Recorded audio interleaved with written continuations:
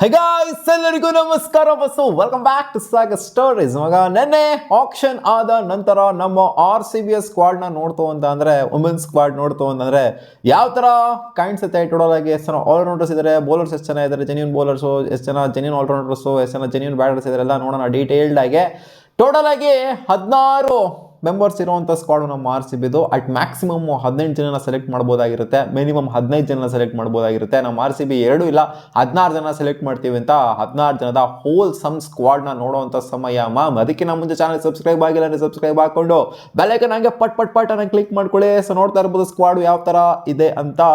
Genuine batters ಆಗಿ 3 ಜನ ಇದ್ದಾರೆ. ಅಂದರೆ ಇವ್ರಿಗೇನು ಬೌಲಿಂಗ್ ಮಾಡೋದಕ್ಕೆ ಬರೋದಿಲ್ಲ ಅಂತಲ್ಲ, ಒಟ್ಟು ಪಾರ್ಟ್ ಟೈಮ್ ಬೌಲರ್ಸ್ ಅಂತ ಹೇಳ್ಬೋದು. ಸ್ಮೃತಿ ಮಾದಾನ ಕೂಡ ಪಾರ್ಟ್ ಟೈಮ್ ಬೌಲಿಂಗ್ ಮಾಡೋ ಅಬಿಲಿಟಿ ಇದೆ, ಜೊತೆಗೆ ಜಾರ್ಜಿಯಾ ವಾಲ್ಗೂ ಕೂಡ ಅಬಿಲಿಟಿ ಇದೆ, ಜೊತೆಗೆ ಹೇಮಲತಾಗೂ ಕೂಡ ಅಬಿಲಿಟಿ ಇದೆ ಬೌಲಿಂಗ್ ಮಾಡುವಂಥದ್ದು, ಅಂದರೆ ಪಾರ್ಟ್ ಟೈಮ್ ಬೌಲಿಂಗ್ ಮಾಡುವಂಥದ್ದು. ಹೇಮಲತಾಗೆ ಸ್ವಲ್ಪ ಜಾಸ್ತಿನೇ ಇದೆ ಅಂತ ಹೇಳ್ಬೋದು.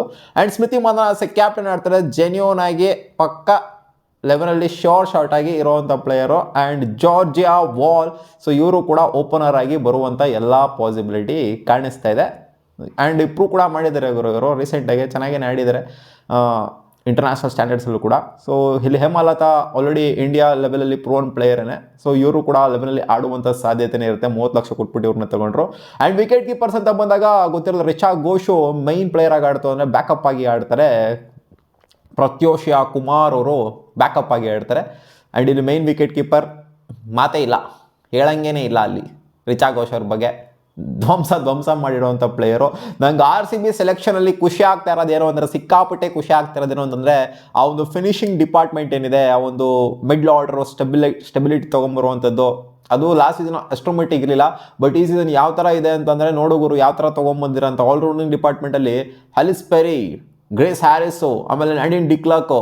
ಸೊ ಈ 3 ಜನ ಏನಿದ್ದಾರೆ ಹಾಕೊಂಡು ಧ್ವಂಸ ಮಾಡುವಂಥ ಪ್ಲೇಯರ್ಗಳು, ರಂಜಿತ್ ಸಿಂಗಲ್ ಹ್ಯಾಂಡ್ಲಿ ಮ್ಯಾಚ್ನ ಎತ್ಕೊಂಡು ಹೋಗುವಂಥ ಪ್ಲೇಯರ್ಗಳು ಇಲ್ಲಿ RCB ತೊಗೊಂಡ್ರಂಥ ಆಲ್ರೌಂಡಿಂಗ್ ಡಿಪಾರ್ಟ್ಮೆಂಟಲ್ಲಿ 3 ಜನನು ಕೂಡ ಸ್ಟ್ರೈಟ್ ಅವೇ ಲೆವೆನಲ್ಲಿ ಎಳ್ಕೊಂಬರುವಂಥ ಪ್ಲೇಯರ್ಗಳನ್ನೇ RCB ಆಲ್ರೌಂಡಿಂಗ್ ಡಿಪಾರ್ಟ್ಮೆಂಟಲ್ಲಿ ಓವರ್ಸೀಸ್ ಪ್ಲೇಯರ್ ಅಂತ ಅಂದಾಗ ಇಟ್ಟಿದೆ. ಇಲ್ಲಿ ಓವರ್ಸೀಸ್ ಪ್ಲೇಯರ್ನ ಯಾರನ್ನ ಆಡಿಸೋದು ಯಾರನ್ನ ಬಿಡೋದು ಅನ್ನೋದನ್ನು ಕನ್ಫ್ಯೂಷನ್ ಆಗೋಗ್ಬಿಡುತ್ತೆ. ಯಾಕಂದರೆ ನೋಡಿ, ಜಾರ್ಜಿಯಾ ವಾಲ್ನು ಆಡುವಂಥ ಪ್ಲೇಯರು, ಅಲಿಸ್ ಪೆರಿನೂ ಆಡಿಸುವಂಥ ಪ್ಲೇಯರು, ಗ್ರೇಸ್ ಹ್ಯಾರಿಸ್ ಆಡಿಸುವಂಥ ಪ್ಲೇಯರು, ನಾಡಿನ್ ಡಿಕ್ಲಾರ್ಕು ಆಡಿಸುವಂಥ ಪ್ಲೇಯರು, ಜೊತೆಗೆ ಲಾರೆನ್ ಬೆಲ್ಲು ಕೂಡ ಆಡಿಸುವಂಥ ಪ್ಲೇಯರು. ಹಂಗೆ ನೋಡೋಕೆ ಹೋದರೆ ಸ್ವಲ್ಪ ಲೆನ್ಸಿ ಸ್ಮಿತ್ತು ಹಂಗೆ ಹಿಂಗೆ ಇರುವಂಥ ಪ್ಲೇಯರ್ ಅಷ್ಟೇ. ಅದನ್ನು ಬಿಡ್ತು ಅಂದರೆ 5 ಜನದಲ್ಲಿ 4 ಜನನ ಯಾರು ಪಿಕ್ ಮಾಡಬೇಕು ಅನ್ನೋದೇ ಒಂಥರ ಕ್ವೆಶನ್ ಆಗಿ ಹೋಗ್ಬಿಡುತ್ತೆ. ಯಾಕಂದರೆ 5 ಜನನು ಕೂಡ ಲೆವೆನಲ್ಲಿ ಶಾರ್ಟಾಗಿ ಆಡುವಂಥ ಪ್ಲೇಯರ್ಗಳನ್ನ ನಮ್ಮ RCBಯಲ್ಲಿ ಎತ್ತಾಕೊಂಡಿದೆ. ಹೆವಿ ಇನ್ವೆಸ್ಟ್ಮೆಂಟ್ ಮಾಡಿದ ಓವರ್ಸೀಸ್ ಪ್ಲೇಯರ್ ಮೇಲೆ, ಅದು ಸೆಕೆಂಡ್ರಿ, ಬಟ್ ಸಖತ್ತಾಗೆ ಪಿಕ್ ಮಾಡಿದೆಯಲ್ಲ, ಇದು ಒಂಥರ ಖುಷಿ ವಿಚಾರ. ಶ್ರೇಯಾಂಕ ಪಾಟೀಲ್ ಈ ಕಡೆಯಿಂದ ರಿಟೈನ್ ಪ್ಲೇಯರ್ ಆಯಿತು ಅಂತಂದರೆ, ಆಮೇಲೆ ಗೌತಮಿ ನಾಯಕ್ ಅವ್ರನ್ನ ಹಾಕ್ಕೊಂಡಿದ್ದಾರೆ. ಗೌತಮಿ ನಾಯಕ್ ಪ್ರಾಬ್ಲಿ ಇವರು ಬ್ಯಾಕಪ್ ಆಗಿ ಆಡುವಂಥ ಸಾಧ್ಯತೆ ಇರುತ್ತೆ. ಇಲ್ಲಿ ಮೈನ್ ಪ್ಲೇಯರ್ ಆಗಿ ಆಲ್ರೌಂಡಿಂಗ್ ಡಿಪಾರ್ಟ್ಮೆಂಟಲ್ಲಿ Ellyse Perry, Grace Harris, Nadine de Klerk ಮತ್ತು ಶ್ರೇಯಾಂಕ ಪಾಟೀಲು ಈ 4 ಜನ ಕೂಡ ಮೈನ್ ಪ್ಲೇಯರ್ಸ್ನ ಲೆವೆನಲ್ಲಿ ಶಾರ್ಟ್ ಆಗಿರುವಂಥ ಪ್ಲೇಯರ್ಸ್ಗಳು. ಆ್ಯಂಡ್ ಬೌಲರ್ಸ್ ಅಂತ ಬಂದಾಗ ಲಾರೆನ್ ಬೆಲ್ಲು ಪೇಸ್ ಅಟ್ಯಾಕ್ನ ನೋಡ್ಕೊಂತು ಅಂದರೆ ಅವ್ರಿಗೆ ಇನ್ನೇನು ಯಾರು ನೋಡ್ಕೊತಾರೆ ಇವರು. ಇಲ್ಲಿ ಅಲ್ಲಿ ನೋಡೋಕೋರೆ ಎಲ್ಲರೂ ಮಸ್ತಾಗೇ ಇದ್ದಾರೆ. ಪೂಜಾ ವಸ್ತ್ರಾಕರ್ ಆಗಿರ್ಬೋದು, ಅರುಣ್ ರೆಡ್ಡಿ ಆಗಿರ್ಬೋದು. ಸೊ ಇವರು ಕೂಡ ಶಾರ್ಟಾಗಿ ಬರುವಂಥ ಪ್ಲೇಯರ್ಗಳ ಲೆವೆನಲ್ಲಿ ವಾಕಿಂಗ್ ಮಾಡುವಂಥ ಪ್ಲೇಯರ್ಗಳೇ. ಎಕ್ಸ್ಪೀರಿಯನ್ಸ್ ಆ ರೇಂಜ್ಗೆ ಇದೆ.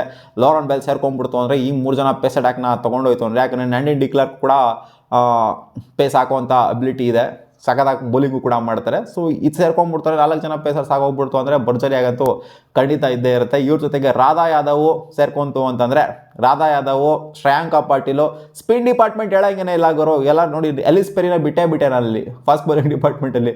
ಸೊ ಪೆರಿನೂ ಕೂಡ ಸೇರಿಸ್ಕೋಬೋದು. ಅಂದರೆ ಇಲ್ಲಿ ಅಲಿಸ್ ಪೆರಿ, ಗ್ರೇಸ್ ಹ್ಯಾರಿಸ್ ಮತ್ತು ನಾಡಿನ್ ಡಿಕ್ಲಾರ್ಕ್ ಏನಿದ್ದಾರೆ, ಈ 3 ಜನದಲ್ಲಿ 3 ಜನನು ಆಡೋದು ಯಾಕೋ ಡೌಟ್ ಹೊಡಿತಾ ಇದೆ. ಲೆವೆನಲ್ಲಿ ಇಬ್ಬರು ಆಡುವಂಥ ಸಾಧ್ಯತೆ ಇರುತ್ತೆ. ಪೆರಿ ಅಂತೂ ಫಿಕ್ಸು ಬಿಡಿ, ಗ್ರೇಸ್ ಹ್ಯಾರಿಸ್ ಮತ್ತು ನಾಡಿನ್ ಡಿಕ್ಲಾರ್ಕ್ ಇಬ್ಬರಲ್ಲಿ ಯಾರಾದರೂ ಒಬ್ಬರು ಆಡುವಂಥ ಸಾಧ್ಯತೆ ಇರುತ್ತೆ, ಒಬ್ಬರನ್ನ ಕುಣಿಸುವಂಥ ಸಾಧ್ಯತೆ ಇರುತ್ತೆ. ಸ್ಪಿನ್ ಡಿಪಾರ್ಟ್ಮೆಂಟ್ ಅಂತ ಬಂದಾಗ ಶ್ರೇಯಾಂಕ ಪಾಟೀಲು, ಗ್ರೇಸ್ ಹ್ಯಾರಿಸು, ಜೊತೆಗೆ ರಾಧಾ ಯಾದವ್, ಪ್ರೇಮ ರಾವತ್ತು. ಸೊ ಪ್ರೇಮ ರಾವತ್ ಏನಕ್ಕೆ ಆಶಾ ಶೋಭಣ್ಣನ ಹಾಕೊಂಬೋದಾಗಿತ್ತಲ್ವ ಇವರು ಅಂತ ಕೇಳಿದ್ರೆ, ಆಶಾ ಶೋಭಣ್ಣ ಅವರು ಚೆನ್ನಾಗೇ ಮಾಡಿದ್ದಾರೆ RCBಗೆ. ಬಟ್ ಫೀಲ್ಡಿಂಗ್ ಅಂತ ಬಂದಾಗ ಸ್ಟ್ಯಾಂಡರ್ಡ್ಸ್ ಅಷ್ಟರ ಮಟ್ಟಿಗೆ ತೋರಿಸಿಲ್ಲ. ಪ್ರೇಮ ರಾವತ್ ಗನ್ ಫೀಲ್ಡರು, ಸಖತ್ತಾಗಿ ಫೀಲ್ಡಿಂಗ್ ಮಾಡುವಂಥ ಅಬಿಲಿಟಿ ಇದೆ, ಡೈವಲ್ ಹಾಕ್ಬಿಟ್ಟು ಬಾಲ್ನ ಹಿಡಿಯೋಂಥ ಅಬಿಲಿಟಿ ಇದೆ. ಅದಕ್ಕೋಸ್ಕರ ಪ್ರೇಮ ರಾವತ್ ಹಾಕೊಂಡಿರೋದು. ಜೊತೆಗೆ ಬ್ಯಾಟಲ್ಲೂ ಕೂಡ ಡೀಸೆಂಟಾಗಿ ಕಾಂಟ್ರಿಬ್ಯೂಟ್ ಮಾಡುವಂಥ ಅಬಿಲಿಟಿ ಇದೆ. ಸೊ ಅದರಿಂದ ಹಾಕೊಂಡಿದ್ದಾರೆ ಅಂತ ಕಾಣಿಸ್ತಾ ಇದೆ.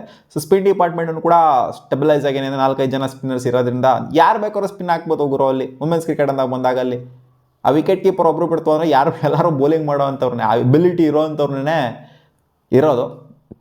ಸೊ ಓವರಾಲ್ ನೋಡ್ತು ಅಂದರೆ ನನ್ನ ಪ್ರಕಾರ ಖಡಕ್ ಆಗಿದೆ ಗುರು. ನನಗೆ ಆ ಒಂದು ಮಿಡ್ಲ್ ಆರ್ಡರ್ ಇದೆ, ಮಿಡ್ಲ್ ಆರ್ಡ್ರ್ ಮತ್ತು ಲೋವರ್ ಮಿಡ್ಲ್ ಆರ್ಡ್ರು ಇದ್ರ ತಲೆನೋವಿಲ್ಲ. ಅವನಜ್ಜಿ ಚಚ್ಚ ಹಾಕೊಂಡು ಗುದ್ದೋ ಅಂತ ಪ್ಲೇಯರ್ಗಳನ್ನ ಹಾಕೊಂಡಿದ್ದಾರೆ.